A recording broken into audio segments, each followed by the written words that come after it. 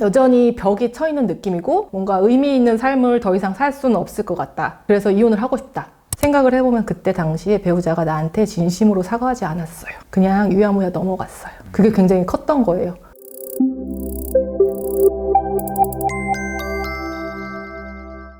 안녕하세요. 이혼 전문 박은주 변호사입니다. 오늘은요 조금 편하게 얘기를 좀 해볼까 하는데 제목을 이렇게 정했어요. 외도 N년 후 유책 배우자는 이혼하고 싶습니다. 상담 오시는 분들 중에서요 본인이 외도를 했어. 한 5, 6년 전의 얘기예요. 이혼을 하고 싶대요. 이제는 내가 그때 잘못은 했는데 혼인관계 유지하는 게 의미가 없다. 그때 배우자가 크게 이혼을 원하지 않았고 나도 원하지 않았고 그렇게 이제 묻고 계속 생활을 한 거예요.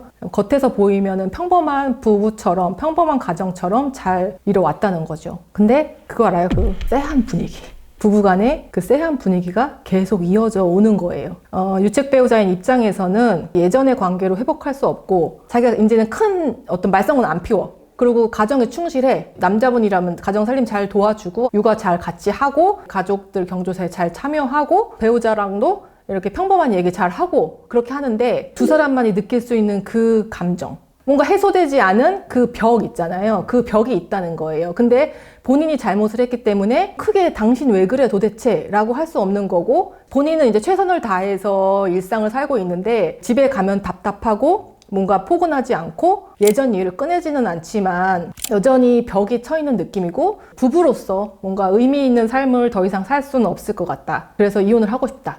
이렇게 얘기를 하고요. 이제 반대편 배우자 얘기를 들어보면은 자기는 너무 억울하시다는 거예요. 배우자가 바람을 폈는데도 그때 그렇게 크게 일을 만들지 않고 최선을 다해서 이 가정을 유지하기 위해서 살았던 사람이, 물론 제가 아주 종종 너무 화가 났을 때 배우자가 꼴보기 싫어가지고 한 번씩 툭툭 던졌죠. 얘기는 했죠. 이럴 거면 뭐 이렇게 어쩌고저쩌고 하고 부부 모임, 가족 모임, 뭐 친척 모임 이런 데 잘 갔고 지금 전혀 괜찮은 생활을 하고 있는데 왜 이혼을 해야 되는지 모르겠다. 오히려 이혼을 요구할 수 있는 내가 참고 있는데 상대방이 왜 이혼을 요구하는지 모르겠다. 나 너무 억울하다.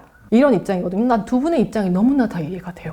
사실은 뭐 남편한테 살갑게 못했지 어떻게 그렇게 해요. 그때 그런 게 큰 피해가 있는데 근데요 생각을 해보면 그때 당시에 배우자가 나한테 진심으로 사과하지 않았어요. 그냥 유야무야 넘어갔어요. 그게 굉장히 컸던 거예요. 차라리 뒤집어엎고 싸우고 던지고 뭐 그렇게 크게 막 이렇게 감정의 해소 절차들이 있었으면 더 나아졌을지도 모르는데 이혼할 생각 없으니까 그냥 조용히 덮고 넘어갔는데 그게 결국에는 꾸준히 이렇게 골마서 온 거죠. 그러니까 두 분만이 알 수 있는 그 냉랭함, 두 분만이 느낄 수 있는 그런 벽이 계속 있으니까 사실은 상간 피해자도 혼인관계를 유지하면서 살라고 하기에는 참 힘들 수 있어요. 그렇죠? 제가 항상 막 속 시끄러울 때 항상 우리가 유튜브 보는 게 법률스님을 항상 보거든요. 나 너무 좋아해. 나 진짜 왕팬이야. 부인이 뭐 남편이 뭐 잘못해서 이혼을 하고 싶은데 고민이다 라고 하는 질문에 대해서 이런 얘기가 있었어요. 이혼을 하는 건 간단하다. 이혼을 안 하면 그게 힘든 거다. 뭐 이혼하는 게 뭐가 간단해요 라고 얘기할 수 있지만 스님의 말씀은 그런 것 같아요. 뭐 이혼을 결심을 해서 절차들이나 뭐 재산분할이나 양육권 이런 거의 문제가 아니고 이혼을 하게 되면 더 이상 그 사람하고의 갈등, 번뇌 이런 게 없기 때문에 간단하다.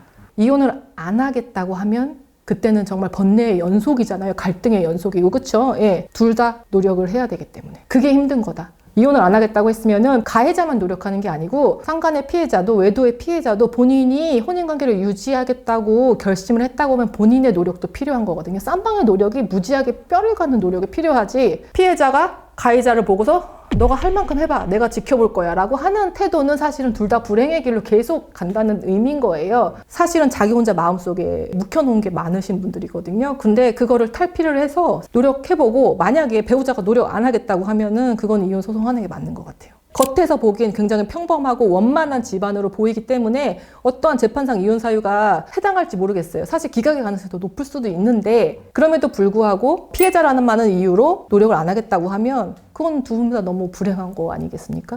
그런 상담을 하고 나면 되게 마음이 되게 싱숭생숭해요. 당사자가 아니니까 제가 쉽게 말씀드릴 수는 없지만 경험상 이런 상담을 굉장히 많이 오시고 제가 법률적으로 드릴 수 있는 조언이 마땅치 않아요. 그렇잖아요. 예. 이거는 아마 이혼 소송했을 때 기각은 될 건데요. 두 분이 진지한 대화나 어떤 상담을 안 해보셨던 것 같다. 그것부터 시작하는 게 우선 아니겠느냐라고 말씀을 드리곤 합니다. 오늘 영상이 유익하셨다면요. 구독과 좋아요 눌러주세요. 안녕.